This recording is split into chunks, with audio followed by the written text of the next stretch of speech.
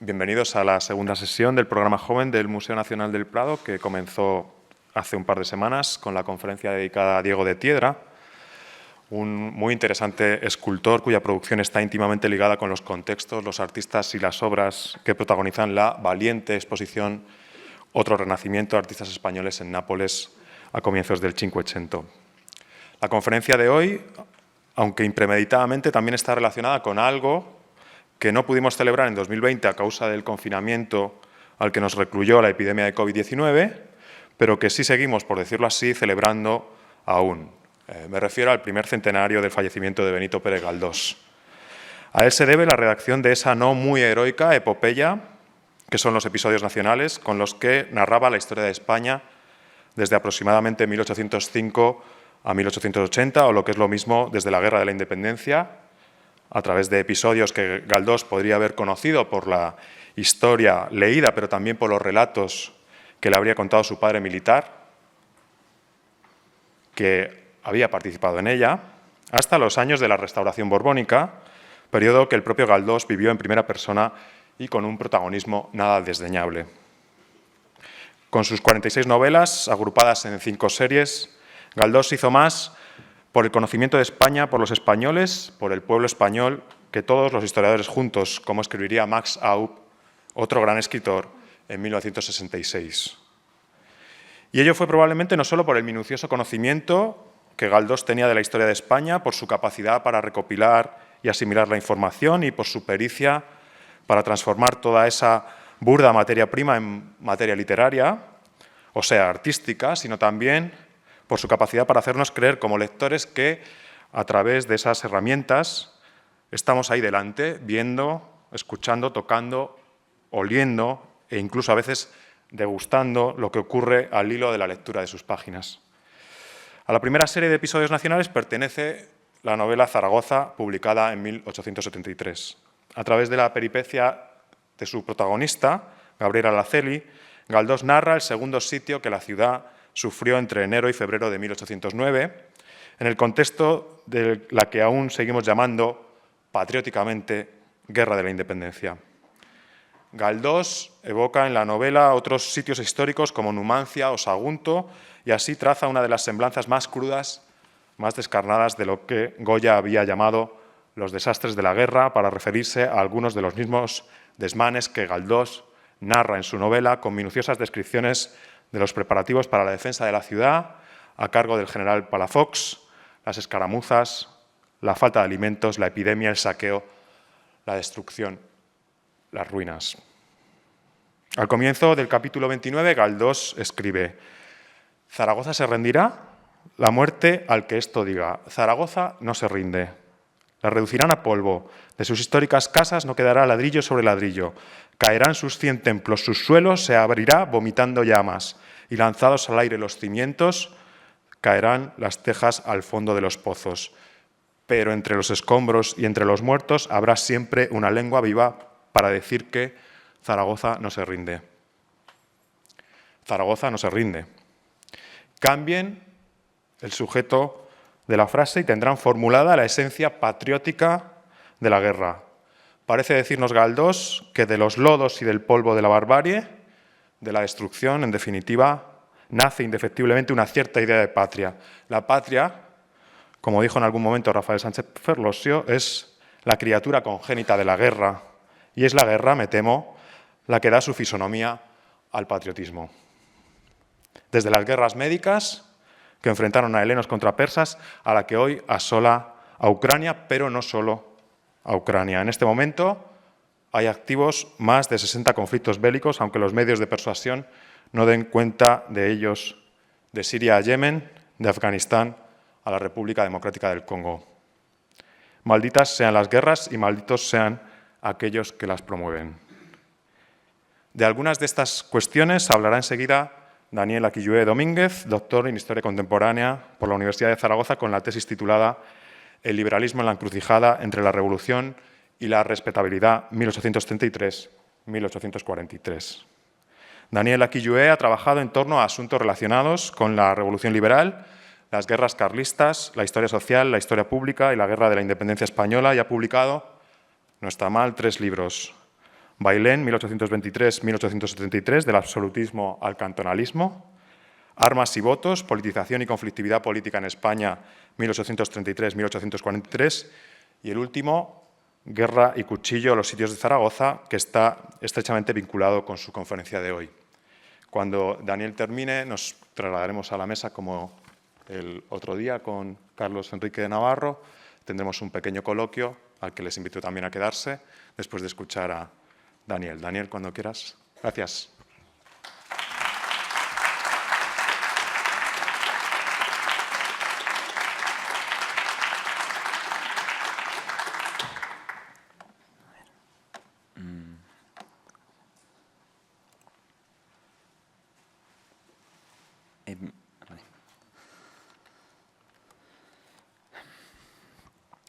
Buenas tardes.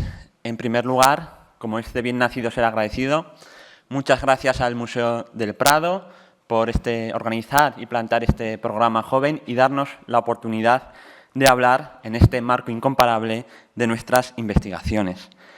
Gracias a todo el personal del Museo del Prado, que ha sido amabilísimo en la gestión y organización de este ciclo. Y gracias a José Riello por su presentación.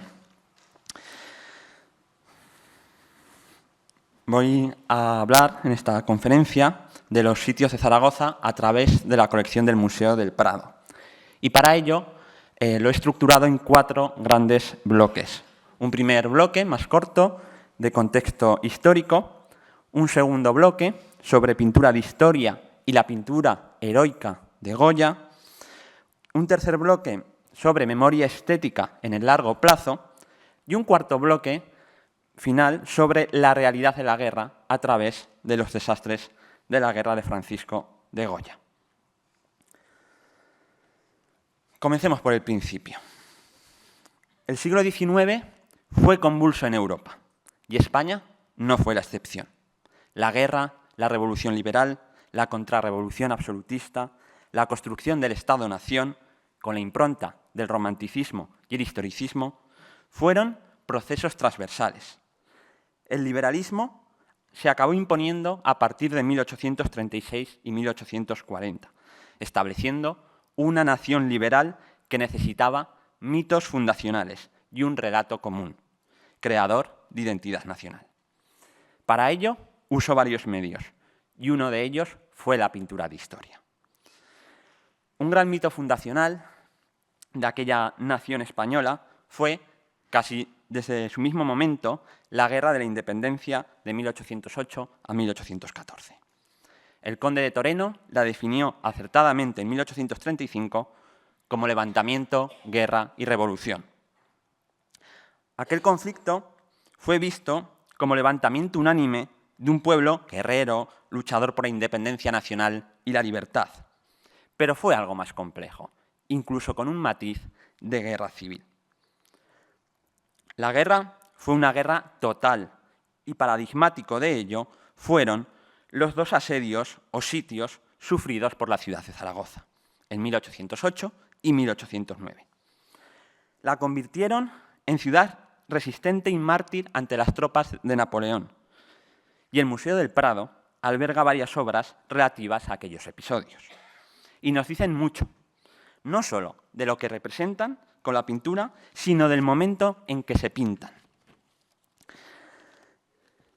Varias de ellas recogen, como veremos, una memoria estética común, unos mismos ítems míticos. ¿Pero qué fueron los sitios de Zaragoza? Unas brevísimas pinceladas. El primero tuvo lugar entre el 15 de junio y el 14 de agosto de 1808, y nadie, absolutamente nadie, tenía ninguna esperanza en que la ciudad, sin ejércitos, sin baluartes, resistiera el envite de 14.000 soldados napoleónicos. Y, sin embargo, resistió. En ese momento ya fue todo un símbolo, usada como propaganda de guerra. José de Palafox, capitán general de Aragón, llamó a los pintores de la corte, a Gálvez y Brambila, a Goya, para que acudieran a Zaragoza. En aquella resistencia fue clave, en el peso del combate, la población civil, hombres y mujeres, movilizados y politizados, que defendieron su ciudad, calle por calle. Eso se llevó hasta límites inhumanos, en una espiral de violencia sin precedentes. Especialmente en el segundo sitio, entre el 20 de diciembre de 1808 y el 21 de febrero de 1809. Para someter a la ciudad, Napoleón mandó a 4 mariscales del imperio, varios generales, 50.000 soldados, 132 piezas de artillería, más de 100.000 kilos de pólvora. Fue una guerra urbana devastadora, un singular combate, casa por casa, con un bombardeo infernal y una guerra de minas que voló por los aires una tercera parte del casco urbano. El resultado, 64.000 muertos. El mariscal francés Jean Lannes escribió: «La victoria da pena, un desastre sin paliativos». Sin embargo, el mito se acrecentó. Zaragoza era ciudad mártir, nueva Numancia, ejemplo de resistencia a la tiranía para toda España, y más allá. La historiadora del arte Esther Alba ha señalado cómo, de entre los grandes episodios de esta guerra, los sitios de Zaragoza marcan un punto y aparte en la visualidad de la guerra. Vamos a ver estos hitos visuales. Porque esta pintura, cuando abordamos esta pintura de historia, o pintura de Goya heroica, nos tenemos que preguntar, al contemplarla, qué se pinta y por qué, cuál es su base histórica, de dónde salen sus influencias y en qué influye. Comencemos por lo que llamo la pintura heroica de Goya, los retratos. Goya visitó la ciudad de su infancia y juventud en el periodo entre los 2 asedios, en el otoño de 1808. Lo llamó el propio José de Palafox, y en palabras del pintor, el 2 de octubre de 1808, lo había llamado Palafox para que vaya esta semana a Zaragoza a ver y examinar las ruinas de aquella ciudad, con el fin de pintar las glorias de aquellos naturales a lo que no me puedo excusar por interesarme tanto en la gloria de mi patria. Sin duda, Goya tomó notas de lo que vio y le contaron. Fruto de aquello, pintaría en 1814 un retrato, el retrato del general Palafox a caballo, que se conserva en el Museo del Prado. Aparece Palafox en una pose heroica, que perviviría y se consagraría como mito tras las controvertidas decisiones militares del general. Este cuadro lo pintó Goya tras su posicionamiento en favor del rey José I Bonaparte y al regreso de Fernando VII y el propio Palafox en 1814. Así, Goya afirmaba su patriotismo en la nueva y delicada situación, intentando congraciarse con uno de los héroes del momento. Sin embargo, el general nunca le llegaría a comprar el retrato. En la cultura popular, en general, si algo se relaciona con los sitios, son sus 2 grandes personajes más conocidos, Palafox y Agustina, de la que hablaremos en breves. Aunque solo sea porque dan nombres a calles, tienen estatuas, dan nombre a cines. Si hay que imaginárselos, la memoria estética nos llevará a lo reflejado por Goya entre 1810 y 1814. En este caso, un Palafox heroico, a caballo, con bigote y profusas patillas, que le dan un aspecto casi fiero. Pero es un Palafox de 1814, no de 1808. A este Palafox de 1808 lo reflejaron más certeramente Gálvez y Brambilla, que vemos en la estampa. Y sin ser Goya alguien dado a romantizar la guerra precisamente, contribuyó indirectamente a ello con este retrato. Un Palafox como héroe de los sitios, que en la realidad histórica, es un trampantojo, un producto construido por él mismo. A caballo, como lo pintó Goya, fue pocas veces. En la batalla de Alagón, el 14 de junio de 1808, donde fue herido y fue una derrota total de su ejército. Montó a caballo para dirigir a sus tropas el 15 de junio de 1808, para abandonar la ciudad de Zaragoza, que no pensaba que resistiera. Y lo mismo hizo el 4 de agosto ante el gran asalto francés. En la batalla de Épila, en ese verano, también montó a caballo, pero el caballo encabritado le tiró con lo cual de heroico poco. Ni siquiera llevaba bigote en 1808.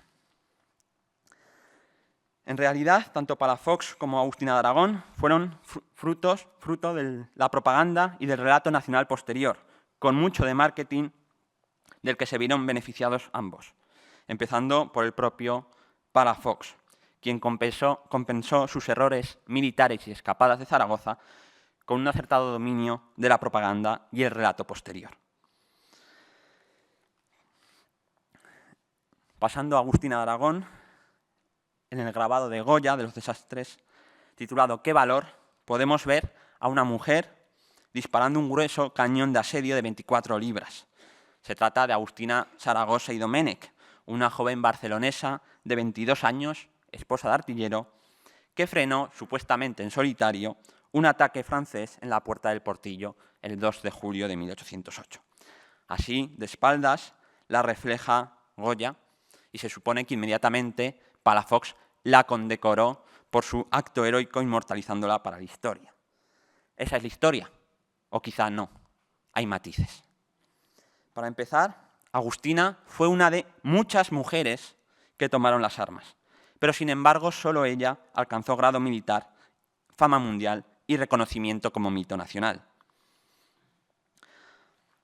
Además, no estaba sola en el momento de disparar del cañón, sino con otros 4 paisanos y militares. Y por último, Palafox no estaba ese día en Zaragoza. Llegó más tarde y entonces condecoró a Agustina. Agustina se elevó a ejemplo paradigmático de la defensa de Zaragoza y se reflejó profusamente en otras pinturas del siglo XIX, algunas muy idealizadas, como la del inglés Wilkie, y otras más acertadas con la realidad, como el retrato de 1810 y que se conserva en el Museo Goya de Zaragoza. Sin embargo, la obra más acercada a la realidad es la de Gálvez y Brambila, pintores de corte, que la reflejaron así en su serie Ruinas de Zaragoza entre 1810 y 1813.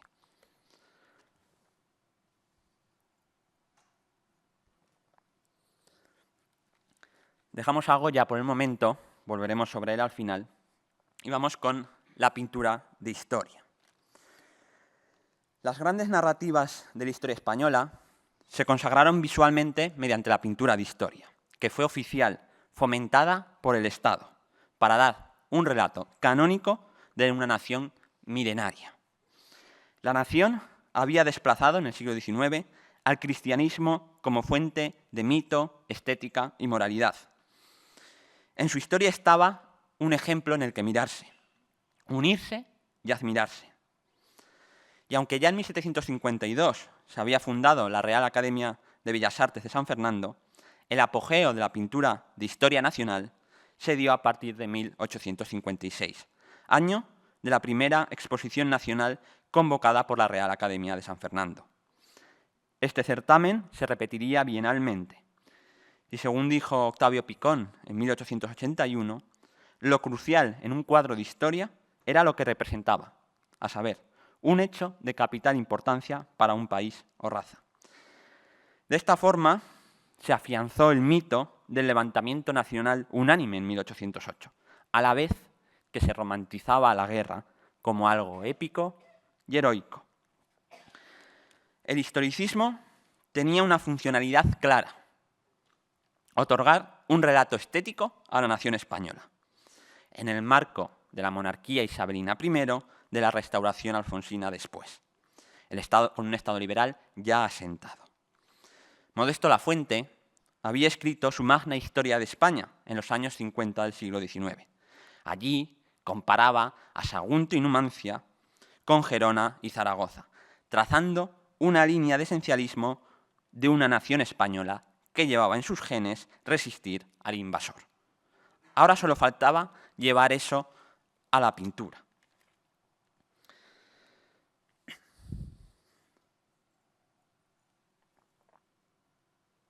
Porque la historia no solo se tenía que contar, se tenía que ver, se tenía que sentir.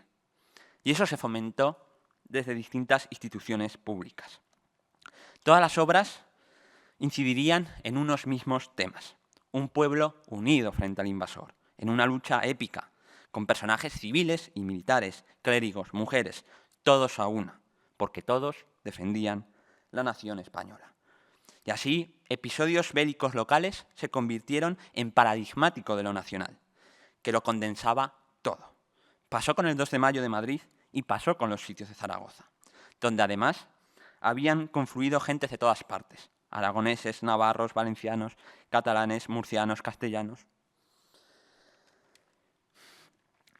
Vayamos ahora a ver cuadro a cuadro cómo se refleja esta pintura de historia y dónde se inspira y qué nos dice. Algunos de estos cuadros que vamos a ver están en depósito en el Museo del Prado, no están expuestos. Otros están en depósito en la ciudad que reflejan, en el Museo Provincial de Zaragoza o en el Paraninfo de la Universidad. Y otros como están expuestos como el que hemos visto del general Palafox.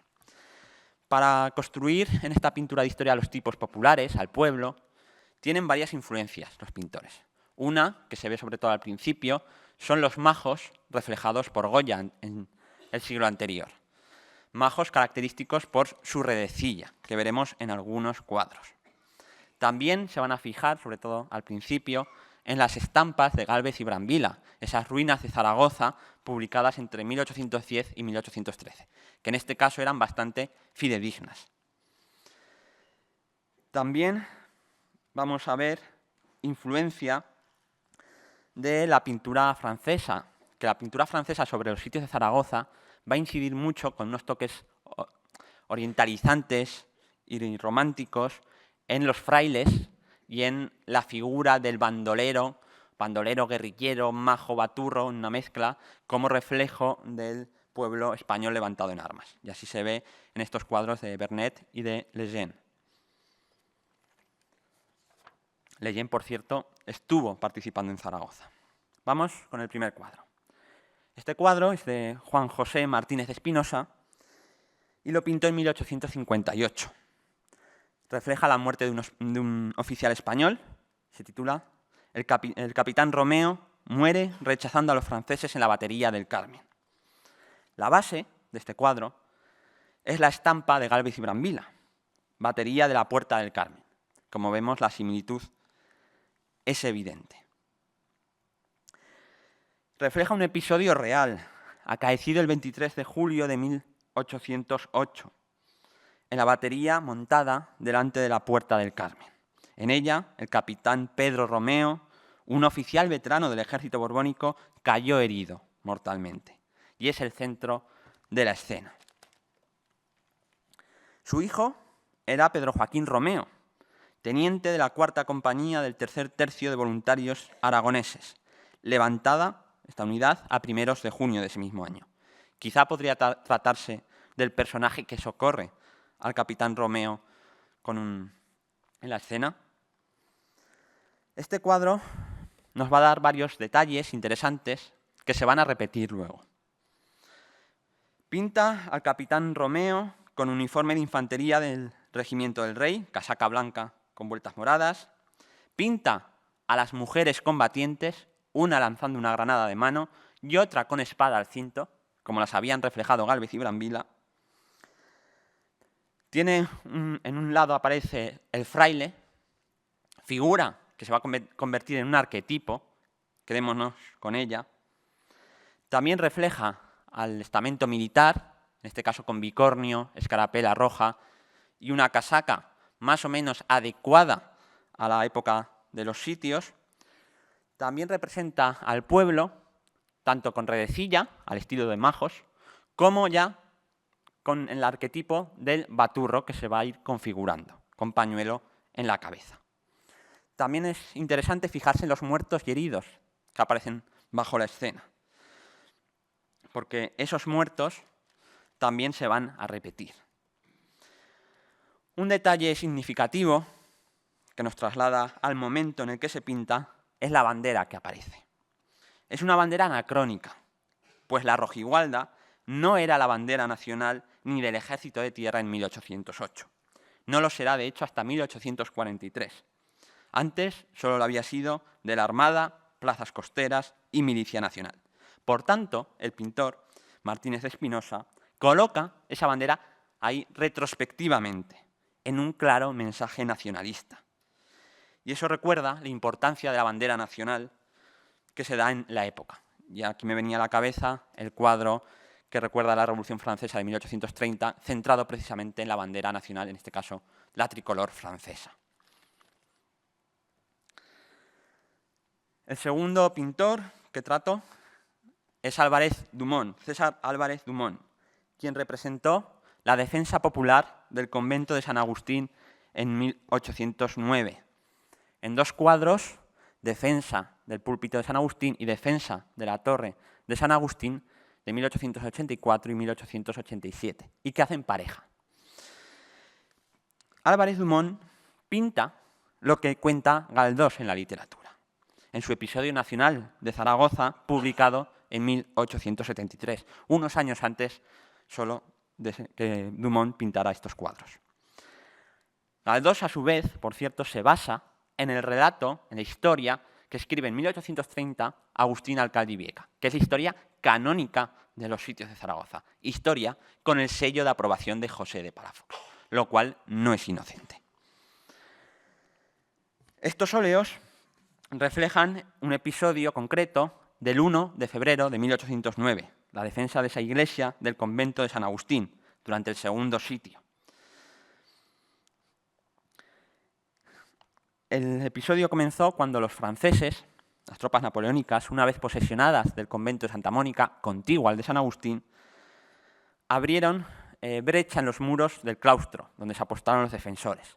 Sin embargo, los franceses atacaron volando un muro que separaba Santa Mónica de San Agustín, pillando por sorpresa a los defensores, que rápidamente se trasladan a defender el interior de la iglesia, estableciéndose un combate sin parangón.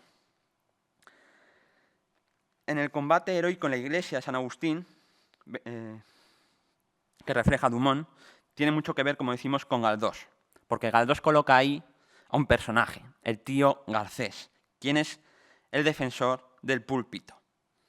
Y es evidente la influencia de Galdós en Álvarez Dumont. Y podemos ver varios detalles nuevamente en este cuadro. Para empezar, 4 paisanos. Ya han desaparecido las redecillas, ya no hay majos, son todo baturros, que representan a las clases populares, algunos además muriendo dramáticamente. Otro paisano aparece con atuendo aristocrático, de alta burguesía, o quizá de labrador acomodado, con su peluca, su levita y cargando el fusil. ¿Acaso se trata del tío Garcés, ese líder de la defensa? Luego los soldados también son interesantes, aparece uno mordiendo un cartucho y otro aparece muerto con una casaca roja y azul que nos podría indicar que era un soldado del 1 de Voluntarios de Aragón o de los suizos de Aragón o de Winfen, que estuvieron en los sitios de Zaragoza. Sin embargo, quien defendía San Agustín era el regimiento Extremadura, con otra casaca. También aparece el fraile, en este caso combatiente, más ajustado a la realidad de lo que fueron los sitios y muy reflejado por la pintura francesa. En el otro cuadro, Heroica defensa de la torre de San Agustín, se refleja un episodio numantino. Perdida la iglesia, varios paisanos se atrincheran en lo alto de la torre. Torre que, por cierto, todavía conserva los impactos de artillería francesa. Se puede ver en Zaragoza. Y nuevamente, Álvarez Dumont lleva a la pintura lo que Galdós cuenta en la literatura. Aquí volvemos a ver a los paisanos con atuendo regional, con atuendo ya de baturro, con ese característico pañuelo en la cabeza, chaleco y faja. También es interesante en este cuadro que aparecen los cartuchos desparramados por el suelo, cosa que copiarán otros pintores, y, como dato muy curioso, las inscripciones que aparecen en el muro de la torre. Paco, Julio, Gabacho, Pepe Botella. El enemigo nacional queda identificado. Porque, según esta pintura, el levantamiento de 1808 fue unánime contra los franceses, los gabachos, Pepe Botella, y los verdaderos españoles luchaban contra ellos. Los afrancesados quedan excluidos de este relato nacional. El tercer pintor que tratamos es Federico Jiménez Nicanor, quien en 1885 pintó este cuadro que se conserva, se puede ver en el Museo Provincial de Zaragoza, en depósito del Museo del Prado, que es El Pilar no se rinde, inspirado nuevamente en lo que cuenta Galdós en su episodio nacional. Pero, sin embargo, este cuadro refleja más una alegoría general de los sitios que un hecho histórico concreto, que es supuestamente lo que le da título. Se romantiza la guerra de una forma bastante deliberada y supuestamente, como digo, refleja la defensa del reducto del Pilar.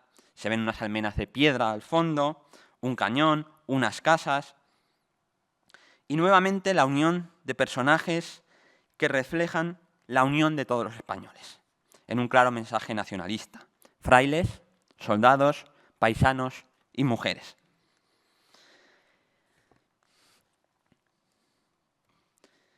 Y como podemos ver, copia tipos del cuadro de Martínez de Espinosa, el capitán herido en el centro, que recuerda mucho al capitán Romeo, el fraile arrodillado en el lateral, los muertos y heridos. Estos pintores se van copiando unos a otros para tener una estética común y dar un mensaje similar.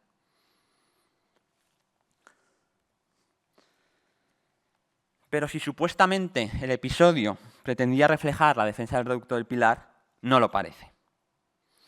Este era un pequeño fortín hexagonal, levantado en tierra y ladrillo, no en piedra, con un foso y 8 cañones. Lo había planificado el coronel de ingenieros Antonio de San Genís en la margen derecha del río Huerva, para hacer fuego cruzado en las defensas externas de la ciudad. Estaba defendido exclusivamente por tropa militar. No hubo ahí paisanos ni mujeres, como refleja el cuadro de Jiménez Nicanor. Tras rechazar varios asaltos y quedar reducido a escombros, sin parapeto alguno y con la artillería desmontada, fue tomado por el ejército napoleónico el 15 de enero de 1809. Lo que se vivió ahí fue descrito por el coronel Fernando García Marín como una auténtica carnicería, y utiliza esta palabra, carnicería, en la que los oficiales, el propio coronel Fernando García, tenían que mantener a los soldados a punta de espada entre ruinas y miembros esparcidos por el brutal bombardeo. Realidad muy alejada de la reflejada por Jiménez Nicanor. Eso sí, sí es cierto que en el reducto del Pilar se puso un cartel con la inscripción «El Pilar no se rinde, reducto inconquistable de Nuestra Señora del Pilar». Y en el óleo, eso aparece reflejado por una bandera negra con el lema recortado, «El Pilar no se rinde». Bandera negra que también simboliza la defensa, la guerra a muerte.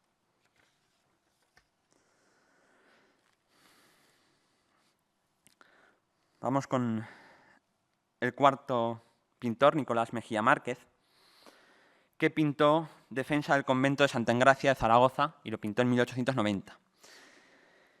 Y aquí vamos a ver lo mismo que en el cuadro anterior. Ya no predomina tanto la realidad histórica que servía de base a cuadros anteriores, por ejemplo, la muerte del capitán Romeo o a los cuadros de Álvarez Dumont, sino que prima un mensaje alegórico y nacional, una condensación de todo el episodio general en un solo golpe de vista que se pretende transmitir. Supuestamente este cuadro refleja la defensa del monasterio de Santa Engracia, el 27 de enero de 1809, durante el segundo sitio. Tema, por ejemplo, reflejado por el francés Lejeune en 1824, pero el que se aleja radicalmente en su composición Mejía Márquez. Aquí no se ve al enemigo, sino a toda una serie de personajes que quieren reflejar varios momentos icónicos.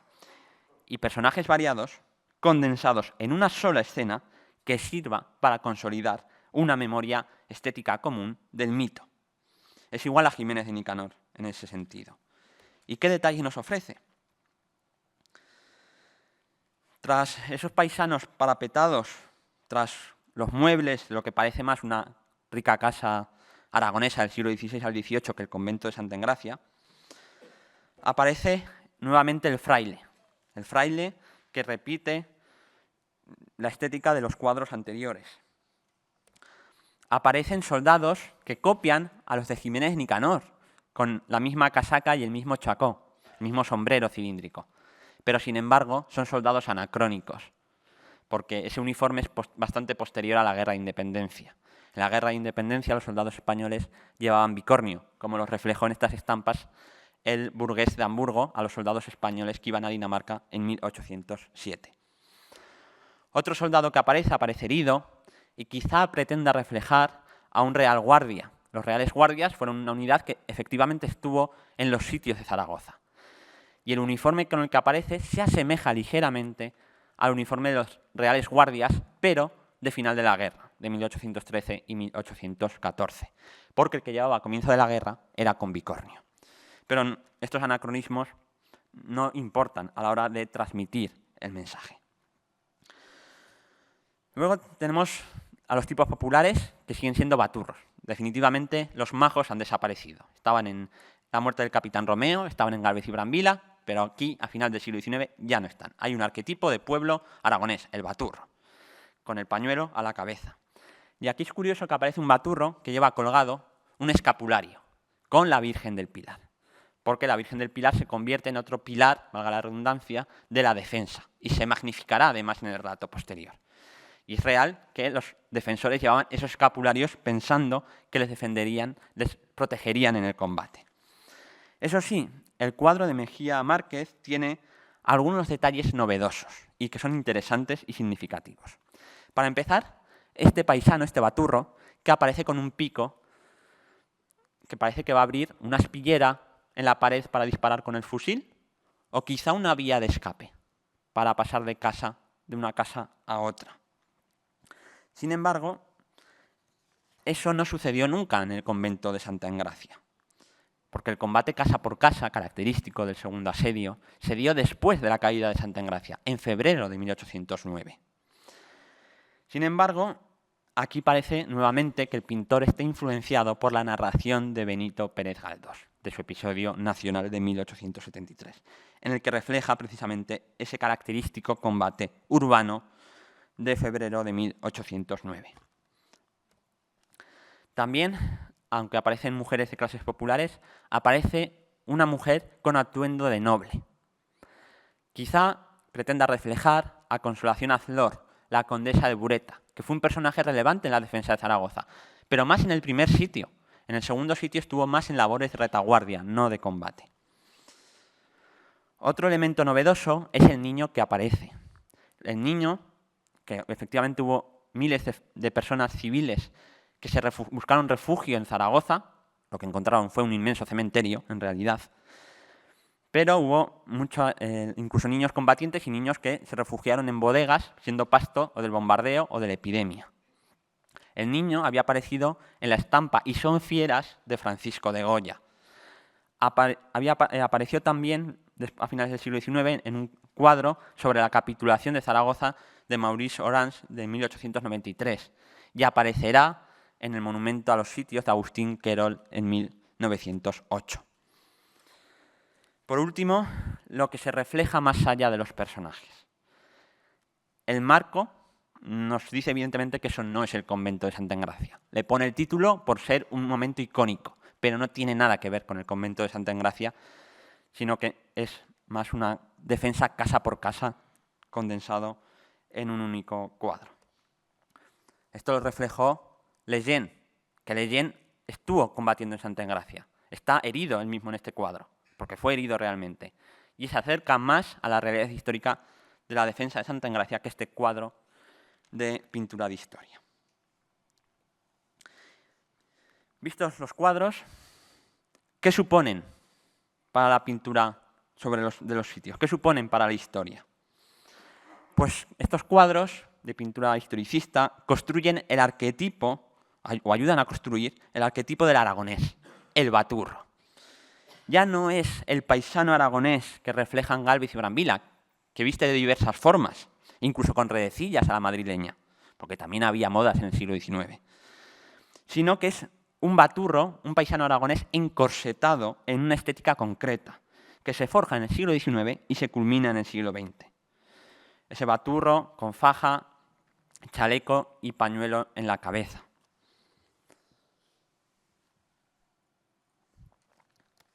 Lo vemos claramente en estas obras ya de inicios del siglo XX. Una está en el Museo Provincial de Zaragoza. Y sobre todo, lo que lanzan estos cuadros es un mensaje que ya hemos avanzado. La unión nacional del pueblo español, incluidas mujeres, ejército, clero. La historia y la pintura acaban siendo un medio nacionalizador más, con una pintura que se separa de los hechos que supuestamente pretende reflejar.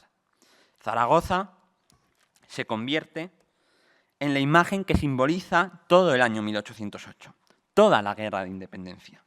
Y los dos sitios se funden en una sola escena icónica, que cumple unos requisitos estéticos basados en arquetipos que le identifican.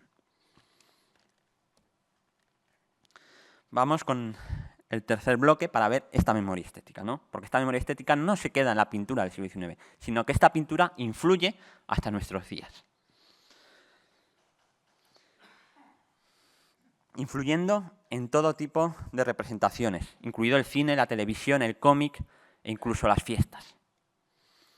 Y en este sentido es muy útil un concepto, que es el de memoria estética, que en palabras del historiador Alberto Venegas se define como una repetición de imágenes, de motivos, cuya presencia favorece la verosimilitud histórica y su asimilación con otros productos similares ambientados en el mismo momento. Una forma de representar y recordar el pasado que ha roto con la historia, porque usa a su vez retrolugares, es decir, escenas pretendidamente históricas, basadas en determinados hitos, arquetipos y mitos. Así vamos a ver la influencia, por ejemplo, en el cine. La película que ha tratado extensamente, prácticamente la única, los sitios de Zaragoza, es una película de 1950, en pleno franquismo, que nos dice más a veces del franquismo que de 1808. Una película titulada Agustina de Aragón, dirigida por Juan de Orduña en 1950 y protagonizada por Aurora Batista. En ella se coge el arquetipo del baturro. Yo creo que aquí es evidente también la influencia de la pintura del XIX. Y calca, prácticamente, literalmente, lleva al cine las escenas pintadas por Álvarez Dumont. Lo vemos en la defensa de San Agustín, del púlpito de San Agustín, que por cierto también pasa el cómic. En esa película también se basan en esculturas como esta de 1908, de Agustín Querol, o en otros cuadros que también son del Museo del Prado, como la carga de los mamelucos de Goya o la muerte de Malasaña, y se ve en el ataque del pueblo a los coraceros, ¿no? Y eso desembocará también, esta película, en la creación e invención de la ofrenda de flores a la Virgen del Pilar en 1958, con el arquetipo del baturro, que nada tiene que ver con el baturro de 1808. Vamos con el caso de Palafox, que aquí ya es tremendamente evidente la influencia que ha tenido el retrato heroico que pinta Goya del general. Ese retrato se va a copiar en las estampas del centenario de los sitios, en 1908 y 1909. Se va a copiar en la televisión. En 1983, Mario Camus hace para la televisión española la serie Los desastres de la guerra, que es una delicia, que pueden ver además en la plataforma de Radio Televisión Española, que se fija, toda la estética es puro Goya, es una delicia. Y Palafox aparece con bigote y el bicornio de lado, como lo pintó Goya. También aparece con esa estética de bigote, y Palafox de 1814, en la serie Goya, de José Ramón Larraz, de 1985, también de Televisión Española, en la que el pintor aparece en Zaragoza en el periodo entre asedios y se entrevista con Palafox. El cuadro de Goya también sirve para llevarlo a la escultura, al monumento público que se inauguró en el año 2000 en la Plaza José María Forqué de Zaragoza, por el escultor Iñaki. El escultor Iñaki lleva a la estatua lo que Goya pintó en el lienzo. Es un calco de la pintura. Pero es que está tan asentada esta imagen de Palafox de Goya que hasta en 2008, cuando era el bicentenario de los sitios, para las fiestas del Pilar hicieron un gigante dedicado a Palafox. ¿Y cuál es la imagen del gigante? El Palafox de Goya. También en todos los cómics que hay de los sitios, Palafox aparece como el Palafox de Goya. Y no será porque no tienen documentación de cómo iba Palafox realmente. Así aparece en el cómic editado por Lacaille en 1984 y que estaba en todas las casas aragonesas.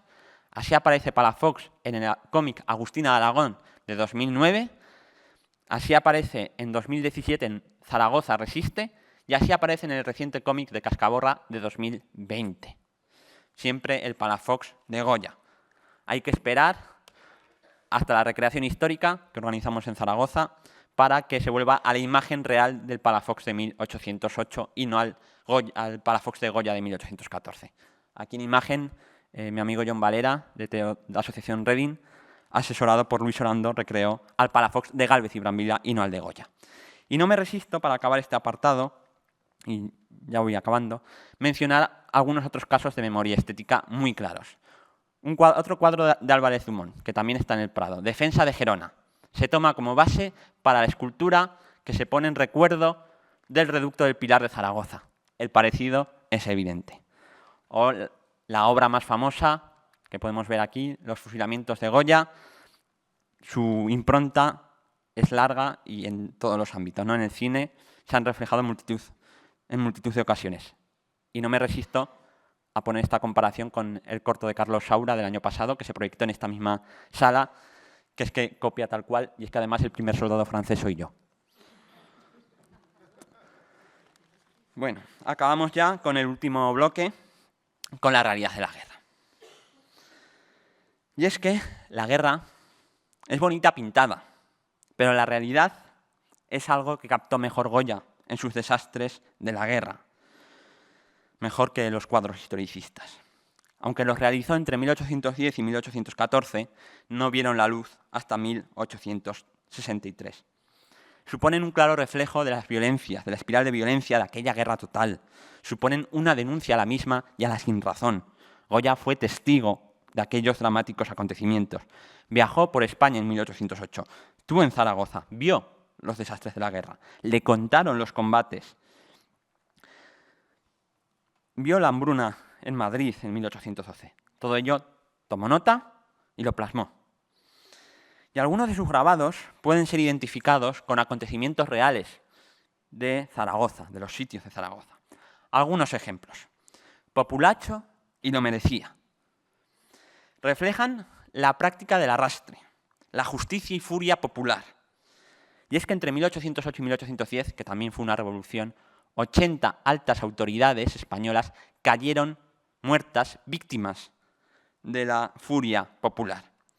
En el caso de los sitios hay varios ejemplos. Negociantes ahorcados por el pueblo, militares ahorcados por perder posiciones.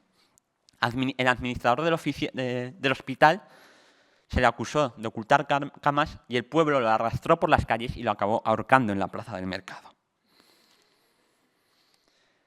O el brigadier Vicente Bustamante, defensor de Zaragoza en el primer sitio, luego perdió una batalla y el pueblo de la Fresneda, en Teruel, también lo arrastró. No se convienen.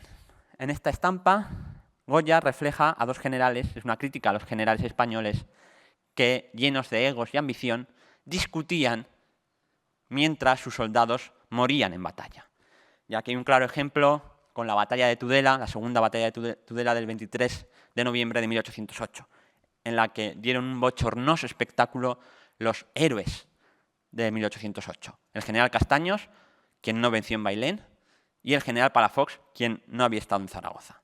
Los dos se pelearon por ver quién mandaba, mientras el ejército francés desbarataba en una derrota sin paliativos a su ejército. Por cierto, esto daría para otra conferencia, pero el mito asentado por la pintura de historia también del general Castaños también es digna de estudio. Cuadro este también que podemos ver aquí en el museo y que Casado de la Lisal pintó desde París y por el que recibió críticas de afrancesado. Y como digo, además, Castaños no estuvo en Bailén y Castaños tuvo muy mala prensa en 1808. Entre otras cosas porque Palafox lanzó una campaña de fake news contra él. Pero bueno, me centro. Y esto también. ¿Qué refleja Goya? Los refugiados. Si algo provocan las guerras, son refugiados. Y a Zaragoza, a la Zaragoza, el segundo sitio, llegaron miles y miles de personas de todos los pueblos de la ribera del Ebro, desde Tudela a Zaragoza, de la zona de Huesca, de la zona del sur de la provincia, huyendo del avance francés, huyendo de los saqueos, pensando que encontrarían refugio en la ciudad resistente del primer sitio. 100.000 personas albergó Zaragoza. Su población era de 50.000. Encontraron, como he dicho ya antes, un inmenso cementerio. Estragos de la guerra. Aquí se refleja el efecto de un bombardeo. Y es que Zaragoza nunca había visto un bombardeo igual. En el segundo asedio, solo en el segundo asedio, 32.000 proyectiles contra una ciudad que no tenía baluartes siquiera. Y acabo con enterrar y callar. Porque Goya no puede ser más explícito. El resultado de la guerra, de los sitios, es la muerte. 64.000 personas en concreto en Zaragoza, entre los combates y la epidemia. Y acabo con una conclusión. Callot en el siglo XVII con la Guerra de los 30 años, Francisco de Goya y Lucientes con los desastres de la guerra en el siglo XIX, Otto Dix con la Primera Guerra Mundial. Son desastres bélicos atemporales que todos reflejaron y que seguimos viendo. Ahora en las pantallas, ya sea en Ucrania o Siria. Poco tiene que ver la pintura historicista con la realidad de la guerra. No hay héroes sin no violencia y sin razón. Muchas gracias.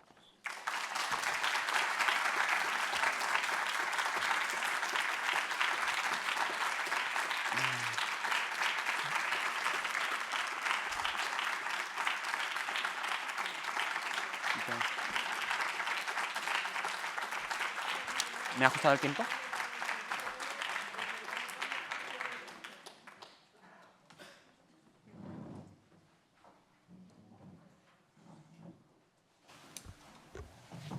Muchas gracias, Daniel, por esta estupenda conferencia, ¿no? Que deja abiertos tantos frentes. Son muchos los apuntes, las ramificaciones que tiene el relato sobre los sitios de Zaragoza y, desgraciadamente, como decías al final, pues de muy cruda actualidad. Es verdad que buena parte de los que estamos aquí, si no todos los que estamos aquí, tenemos una experiencia mediatizada de la guerra, por fortuna para nosotros, pero efectivamente nuestro conocimiento está mediatizado. Esto tiene que ver con buena parte de las cuestiones que has contado, y es que también nosotros, al tener esa experiencia mediatizada del conflicto bélico, lo que recibimos son los relatos que pretenden, ¿no?, imponernos una determinada visión de lo que fue el pasado. En ese sentido, a mí siempre me gusta hablar de historia como historia retroactiva, es decir, la historia que hace presión a propósito de los relatos del pasado, de los hechos del pasado, ¿no?, para contar una determinada visión, un determinado relato, en definitiva. Historia retroactiva, por tanto, que nos muestra que la historia que nos narran, que se nos narra, es siempre una historia mítica en la que no hay héroes, ¿no? Y fuera de la ficción, me atrevería a decir, también con Sánchez Ferlosio, fuera de la ficción, no hay en verdad protagonistas. Lo muestra el caso de Palafox, lo muestra tantos y tantos otros ejemplos de la historia, ¿no? En ese sentido, lo que sí me gustaría preguntarte, Daniel, es justamente si conservamos muchos relatos en primera persona, ¿no?, como el del coronel García Martín en 1809 o el de Arredondo, o estos últimos que citabas en las penúltimas diapositivas, ¿no? Y si de alguna forma esos relatos efectivamente muestran cuánto de poco heroico, ¿no?, hay en los sitios de Zaragoza o en los sitios de otras ciudades, ¿no?, que se han configurado como en jalones fundamentales de una determinada historia patriótica. Bueno, la pregunta es sí. La respuesta corta a la pregunta es sí. Hay testimonios del momento en los partes de guerra que se conservan en el Archivo Municipal de Zaragoza sobre la situación del combate. Y uno de esos partes, muchas veces en el segundo asedio, son, sobre todo en febrero de 1809, realmente llenan un poco la sangre. Porque, por ejemplo, un caso que voy a comentar, a modo de ejemplo. En torno al 15 de febrero de 1809, que los franceses ya están con media ciudad tomada y la otra mitad está devastada, la epidemia de tifus se lleva a 500 personas por día y el bombardeo alcanza prácticamente toda la ciudad, se dan situaciones surrealistas como que se nombra a un paisano capitán de la calle del medio. O un oficial escribe a Palafox, que ya está enfermo de tifus y delirando, escribe: por favor, envíeme refuerzos porque yo llevo una herida en la pierna desde hace varios días, apenas me tengo en pie y estoy en una barricada en una calle que da al Coso, que era la vía principal de Zaragoza, que al otro lado estaban los franceses, y tengo a los paisanos que la mitad están heridos y la otra mitad están a punto de desertar porque ya no aguantan más. Y pide instrucciones y cuenta ese panorama desolador. El testimonio del coronel Fernando García Marín, que es uno de los que retiene a los soldados profesionales en este caso, en el reducto del Pilar, aunque al final intenta darle una pátina de heroico, porque esto lo escribe un poquito más tarde, en 1814, al acabar la guerra, para pedir recompensas militares, en plan, yo he estado ahí resistiendo,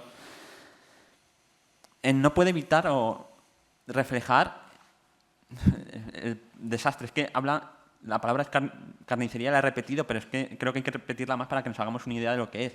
Ya habla de cómo estaba, por ejemplo, que hay una granada en el parapeto, ya los soldados voluntarios de Aragón que estaban allí, dice que se los lleva y les arranca piernas y brazos. Eso no es agradable. Y así hay varios testimonios más.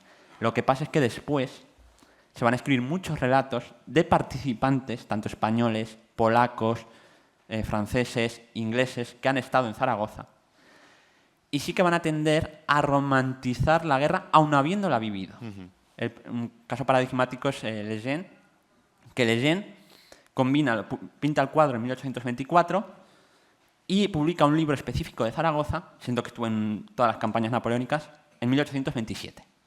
Y Lejeune combina esa mirada retrospectiva romántica de fíjate qué heroico el pueblo zaragozano que resistió y nosotros estábamos en minoría y atacábamos, pero a la vez cuenta episodios como la defensa de San Francisco, que ese, por ejemplo, no ha sido pintado, supongo que porque no hay manera humana de cogerlo como épico, porque lo que cuenta Lejeune es que ponen una carga de 3.000 kilos de pólvora debajo del convento, vuela por los aires, y que cuando asaltan el convento los soldados franceses, las gárgolas góticas del convento, en vez de echar agua, echan sangre. Por poner ejemplos, y podría estar poniendo unos cuantos más de esos testimonios en primera persona. Me he quedado con muchas ganas, no sé si como lo comparte parte del público, con saber en esa reconstrucción histórica que hicisteis en Zaragoza de los sitios, ¿cuánto peso tenía esta iconografía tipológica de los sitios de Zaragoza y qué papel desempeñó, sin embargo, el testimonio de los testigos en primera persona, ¿no? Bueno, pues por fortuna, como nos tomamos la recreación histórica con rigor, lo que hacemos primero es investigar. Entonces lo primero que te das cuenta es que, por ejemplo, Palafox no vestía así, quién estaba, quién no, y cuál es el tipo, cómo se refleja el pueblo. No hay que fijarse en esos tipos del baturro arquetipo que hemos visto, sino en Gálvez y Brambila. Gálvez y Brambila, la verdad, son una fuente además iconográfica porque estuvieron junto con Goya en Zaragoza y reflejaron, nos podíamos detener en sus estampas, reflejaron a las mujeres, que a veces luego se quedó Agustina y ya está como heroína, pero reflejaron a muchas mujeres en las baterías. Y las reflejaron con lanzas, con espadas, no solo llevando comida a sus maridos en un discurso de género encorsetado que se construye también en el siglo XIX y que hemos sido herederos en gran medida.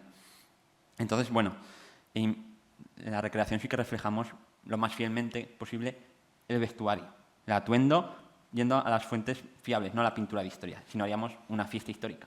Por ejemplo, en Zaragoza se ha empezado a hacer este año también, además de las recreaciones al margen, una fiesta goyesca. Y ahí, por ejemplo, sí que han cogido una estética de finales del 18, comienzos del 19, que tiene menos que ver con la realidad histórica. Festiva, ¿no? Sí.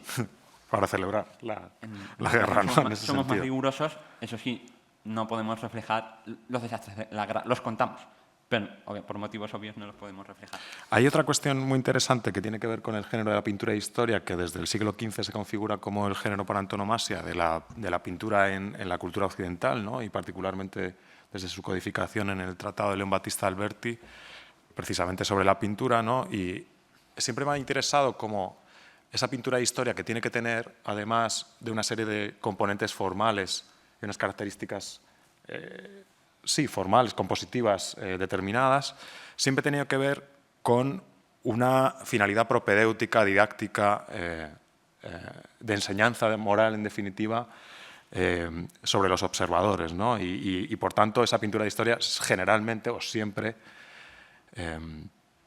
ha estado vinculada, obviamente, con los discursos de poder y, por tanto, también con los discursos de control o con un determinado discurso hegemónico, ¿no? Por utilizar el término gramsciano de hegemonía. Y esto tiene que ver justamente con cómo una de las cosas que decías durante la conferencia, cómo a partir de 1856 la Academia de Bellas Artes de San Fernando implanta estos premios nacionales, la exposición nacional, que además concedía unos premios a los mejores cuadros, pero que no solamente eran los mejores cuadros desde el punto de vista formal, sino que eran los mejores cuadros porque eran los que contaban los relatos que había que contar.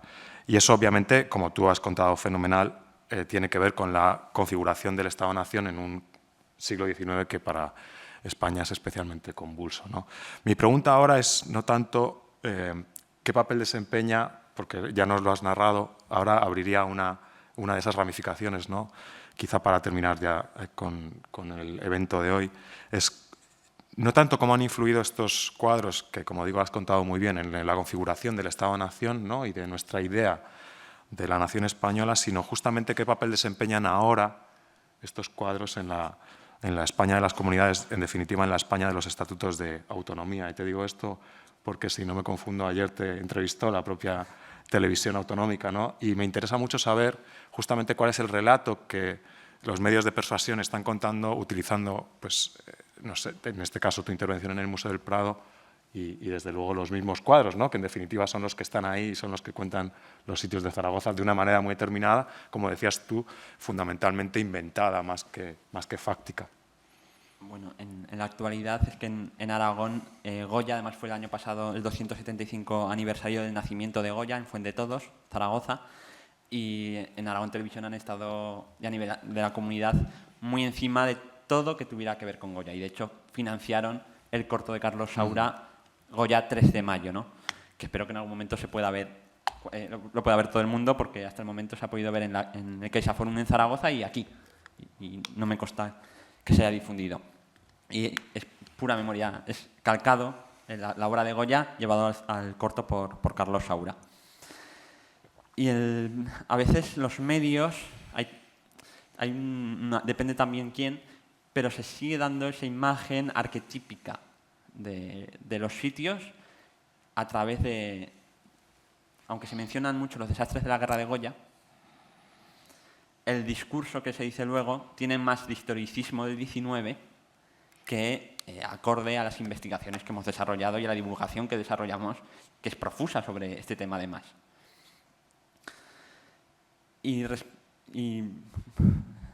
¿cómo lo digo? Bueno, sigue muy vivo el mito. En realidad es una memoria que tú decías en la conferencia, es una memoria estética, pero que es obviamente que no es solamente una memoria estética, ¿no? Es una memoria nacional. Y además es una memoria muy efectiva. Y nacional, con una frase que podríamos resumir: hacer región es hacer patria. Pues una frase para terminar, ¿no? De manera redonda y por lo menos con una invitación a la reflexión a propósito de cómo recibimos los mensajes que nos llegan un día tras otro, todos los días, cada día. Muchas gracias, Daniel. Muchas gracias a ustedes por su atención.